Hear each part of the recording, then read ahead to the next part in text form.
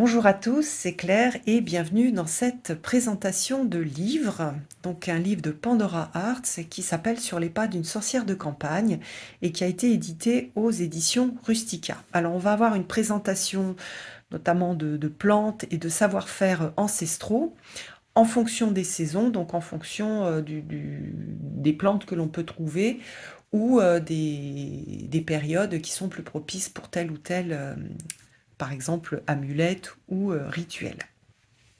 Alors c'est un livre qui est très gros, qui est très bien présenté. J'aime beaucoup le travail d'édition qui a été fait. J'aime beaucoup les illustrations. Je trouve qu'il a vraiment quelque chose de particulier et il est très agréable à regarder. Donc même si vous n'avez pas forcément envie d'utiliser de faire par exemple des rituels, des os d'envoûtement, etc. Vous pouvez aussi le prendre pour le plaisir des yeux, pour le plaisir de la lecture et pour le plaisir aussi de découvrir ce qui se faisait il y a pas si longtemps que ça d'ailleurs dans les campagnes pour guérir, protéger, rentrer en communication avec les défunts, augmenter ses dons de divination, etc. Donc, vous voyez que c'est présenté, comme je l'ai dit précédemment, par saison, donc printemps, été, automne, hiver. Et puis, vous voyez ici les plantes avec des propositions d'utilisation de la plante. Donc, par exemple, ici, au printemps, on a la pulmonaire et on a un bain magique contre un stress post-traumatique et on a un encens de déblocage d'un lieu. Voilà. Donc, pour chaque plante, on va avoir une ou deux propositions de travail. Donc, c'est pas un livre sur la phytothérapie, hein, on est sur quelque chose lié à la magie. Alors, parfois, ça se rejoint, hein. Avant, il n'y avait pas vraiment de différence entre la phytothérapie et la magie. Mais donc là, c'est plus axé sur la magie. Donc, on a des croix de protection, des coussins pour faire un voyage astral, des sachets sorciers des animaux. Vous voyez aussi qu'on a des choses avec des termes qui sont modernes, hein, parce que le stress post-traumatique, ça fait pas très païen et ancien.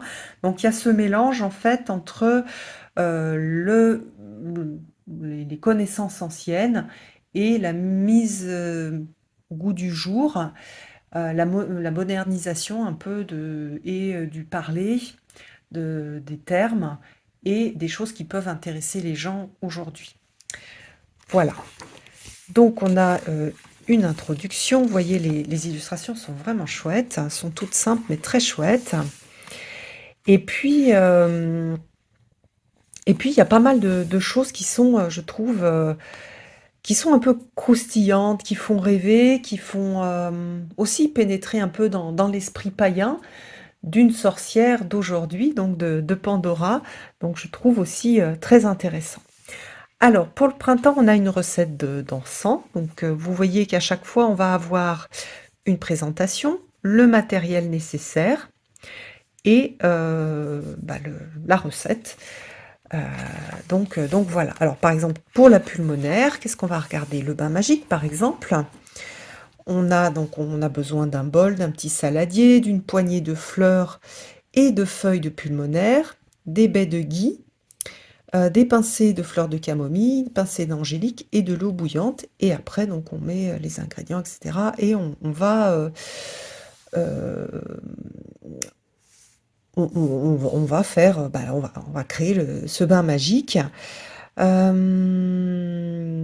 Bon, voilà. Alors là, évidemment, il y a attention, hein, un stress post-traumatique, on ne les prend pas à la légère. On va voir un psychiatre, un psychothérapeute, etc. Mais ce sont comment dire, des activités qui peuvent aider, qui peuvent accompagner aussi ce travail avec un psychothérapeute. Donc là, bon, on a quelque chose euh, d'assez grave, mais il y a pas mal de choses aussi qui peuvent être, qui sont qui sont axées sur améliorer le quotidien, aller mieux, se sentir mieux, se sentir protégé, communiquer avec des ancêtres. Vous voyez qu'il y a quand même pas mal de matériel nécessaire, hein, pour chaque proposition. Donc, bah, vous pouvez soit acheter le matériel, soit le mieux aller les chercher dans la nature, en prenant juste ce dont vous avez besoin, et en connaissant bien les plantes, si ce sont des plantes que vous allez ingérer ou mettre en contact avec la peau ou brûler. Voilà, donc par exemple ici on a un vin des sorciers avec des violettes, des pervenches, des fleurs et des feuilles, de l'angélique, du vin rouge et du miel liquide. Donc voilà, ça c'est sympa, c'est la fabrication d'un vin. C'est pas trop compliqué, ce sont des plantes que l'on peut trouver. Là, on a un sortilège de l'amour naissant.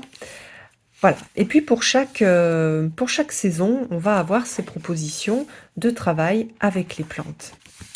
Donc on est sur cette idée de Greenwich, de sorcière verte, avec des vins, des petits sachets de protection. Ici, on a la proposition d'un encens. Alors, pour certaines préparations, vous allez avoir besoin, par exemple, ici, d'un mortier et d'un pilon, et puis de certaines plantes. Par exemple, ici, l'encens de myrrhe, il faudra vous les procurer, et des poils de chat noir coupés en petits bouts, c'est trop mignon.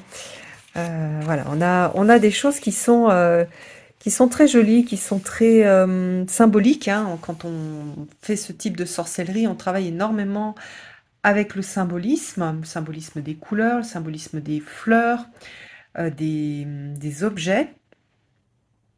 Donc on est beaucoup sur ce symbolisme. Vous voyez qu'ici, le cuivre, on a canalisation, protection, guérison.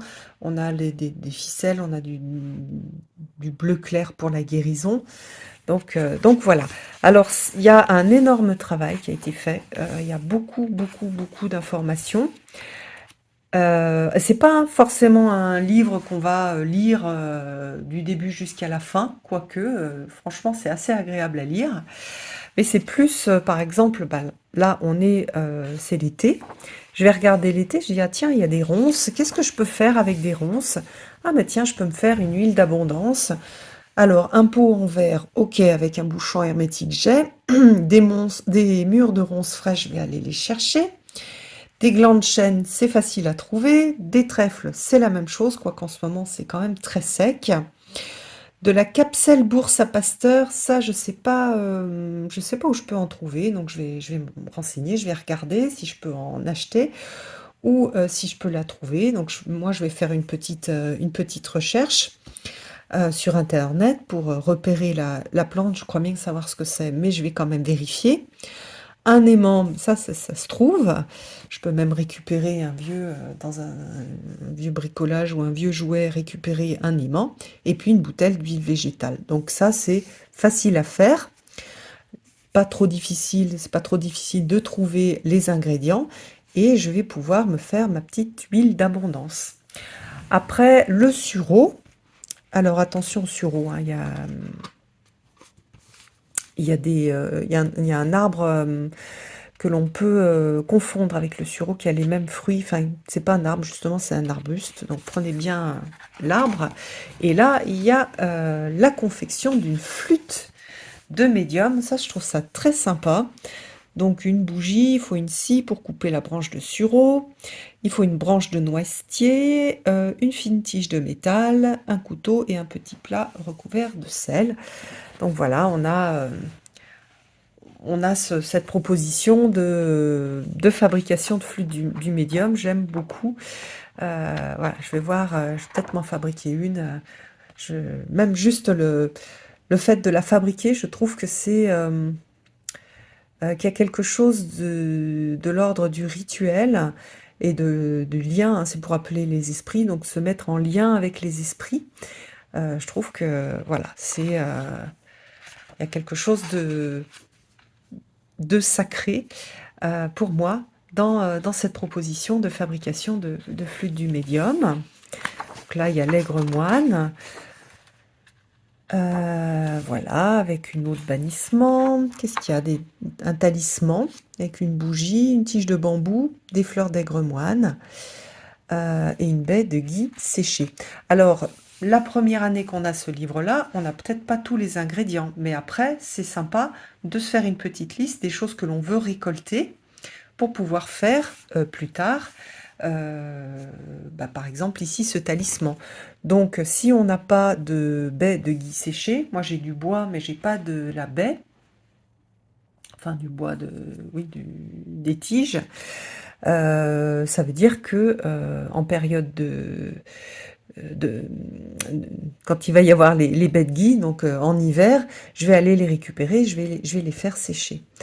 Même chose, les fleurs d'aigre-moine, je les ramasse pas, donc je vais pouvoir en ramasser quelques-unes. Alors je ramasse pas des grosses quantités, moi la plupart du temps j'essaye de ramasser que des toutes petites quantités, parce que ça s'abîme au cours du temps, et puis je fais pas énormément de choses au niveau des rituels, je fais énormément de phytothérapie, donc j'utilise des plantes pour guérir, donc pour faire des pommades, pour faire le plus souvent c'est pour faire des tisanes. Donc là, je sais que je ne vais pas en utiliser énormément, donc je ne vais pas ramasser, je vais pas en ramasser énormément non plus. Voilà, on a le fraise. Euh, les poils de sanglier, ça, c'est plus compliqué à, à utiliser, pardon. Donc le fraise, je disais. Donc on a un encens à faire, une proposition d'encens. Ah, la grande fougère, là, par exemple, ça, c'est intéressant. Qu'est-ce qu'on a? Une pinule de grande fougère récoltée un samedi à la tombée de la nuit, une pincée de camomille, une pincée de verveine, un onyx. Donc ça, pour moi, ça c'est facile à faire. Euh, voilà, donc après il y a la belladone. J'en ai vu plein, mais j'en avais jamais vu des aussi grosses et autant en Alsace. J'ai voulu les ramasser, les conserver. En fait, j'en avais pris juste un petit peu et j'ai vu que ça s'y prête pas quand on n'est pas chez soi, surtout pour faire sécher les baies. Donc, donc je ferai, je le referai, mais si j'en trouve par ici. Voilà, une plume de jet des chênes. Donc c'est sympa aussi parce que je trouve que ça fait observer son environnement. Donc le jet des chênes, je vais aller voir à quoi est-ce qu'il ressemble. Bon, je le sais parce que j'ai déjà trouvé des plumes. Je regarde à quoi il ressemble, je regarde à quoi ressemblent ces plumes. C'est aussi une façon de se connecter à la nature et de se connecter à son environnement. Donc par exemple, pour quelqu'un qui n'y connaît rien, qu'est-ce que je vais regarder? Je vais regarder la belladone, je vais regarder à quoi elle ressemble, je vais regarder où est-ce qu'on peut la trouver. Est-ce qu'autour de chez moi, je peux en trouver? Même chose, le jet des chênes, à quoi ça ressemble et est-ce que je peux en trouver autour de chez moi? Racines de mandragore, bon ça on n'en trouve pas trop autour de chez soi. Donc bon, moi j'en ai, donc je vais soit, si j'en ai pas, en acheter, soit aussi, ce que vous pouvez faire, c'est chercher des plantes que l'on peut remplacer. Par exemple, il y a certaines plantes qui, parce qu'elles ont une physionomie qui ressemble à la mandragore au niveau des racines, qui peuvent donc être utilisées comme la mandragore. Je peux regarder si j'ai un autre livre. euh, Qu'est-ce que je peux utiliser à la place des baies de belladone qui puissent donner des pouvoirs, des capacités parapsychiques, donc plutôt des plantes psychotropes. Même chose pour l'armoise. Donc c'est aussi, je trouve, une base pour aller après se faire sa propre sorcellerie à partir de son territoire. C'est vrai que moi, j'aime bien travailler avec des plantes qui sont autour de chez moi, parce que c'est des plantes qui vibrent autour de chez moi, et donc je trouve qu'au niveau de, de l'énergie et des pouvoirs des plantes, elles sont beaucoup plus puissantes si ce sont des plantes qui sont des plantes de mon petit territoire, donc du territoire de la Savoie. Donc je peux aussi faire, échanger, des plantes, faire des échanges et faire une bouteille sorcière de pouvoir avec, autre chose. Ce qui est intéressant là et la particularité, c'est la mèche de cheveux et les ongles de la personne à qui est destiné le sort et ensuite, voilà, la tige de cuivre, hein, vous pouvez en trouver dans si vous avez des vieux fils électriques, coupés bien sûr, hein, ne les pas trafiquer dans votre tableau électrique, vous allez pouvoir trouver des fils de cuivre, facilement. Voilà. Après, la plume de jet des chênes, l'interaction entre les mondes, quel est l'animal qui, autour de chez moi, va représenter cette interaction entre les mondes? Donc ça, c'est à vous de voir, d'y réfléchir aussi, pour personnaliser votre sort. Donc voilà, alors on a ça pour toutes les plantes. Alors ce que j'aime beaucoup, hein, c'est que par rapport aux bouquins que je peux avoir qui ont été écrits par des anglo-saxons, eh bien là, on a des plantes que l'on trouve en France. D'ailleurs, la plupart des plantes, on les trouve un petit peu de partout. Bon, chez moi, il n'y a pas de bruyère, mais j'en ai récupéré en Bretagne. Voilà, donc c'est une façon d'éveiller sa curiosité. Vous allez voir par exemple que la verveine officinale, vous en avez probablement partout, et c'est des mauvaises herbes que vous arrachez chez vous si vous avez un jardin, ou que vous avez dans des espaces publics. Il y en a de partout de la verveine officinale, elle pousse très bien. Voilà. Et donc, on peut faire plein de choses avec. Moi, j'en ai plein chez moi, je l'utilise énormément, je l'aime beaucoup. On en fait des tisanes. Alors évidemment, elle est bien moins bonne que la verveine citronnée. Elle a un petit goût particulier. Moi, je m'y suis habituée, mais au début, je me suis dit, Blurk, c'est pas terrible. Mais voilà, on peut, voilà, c'est très facile. Par exemple, là, de quoi on a besoin? Bah, juste de 9 feuilles de verveine officinale. Ça, c'est très très facile à faire. Un fil de coton ou de laine noire. Donc voilà. Allez. C'est vrai que je suis assez... j'aime beaucoup, beaucoup ce qui a été fait dans ce livre. Je suis super contente qu'il y ait un beau livre comme ça qui soit sorti en français et par une Française. Donc à la fin, vous avez un tableau récapitulatif de ce que vous pouvez, pardon, de ce que vous pouvez faire. Il y a une bibliographie pour aller plus loin. Alors, moi j'ai pas mal travaillé avec les écrits de Hugues Berton, par exemple, pour les gens qui sont intéressés, j'avais acheté une thèse, ou un gros pavé qu'il a publié à l'ancienne, donc forme et structure des thérapeutiques traditionnelles. C'est un monsieur qui a fait énormément de travail sur les traditions des campagnes. J'aime beaucoup la façon dont il aborde les choses. Voilà, donc ben, j'espère que ça vous a plu. En tout cas, moi, j'aime beaucoup, beaucoup. Je suis ultra fan de ce livre et de ce travail qui a été fait. C'est un énorme boulot qui a été réalisé. Il y a pas mal de livres qui sont que je trouve plus légers, moins documentés. Celui-là, c'est vraiment mon préféré dans ce type de bouquin. Donc voilà, je suis très contente de l'avoir présenté. Je vous embrasse tous et je vous donne rendez-vous pour une prochaine vidéo. À bientôt!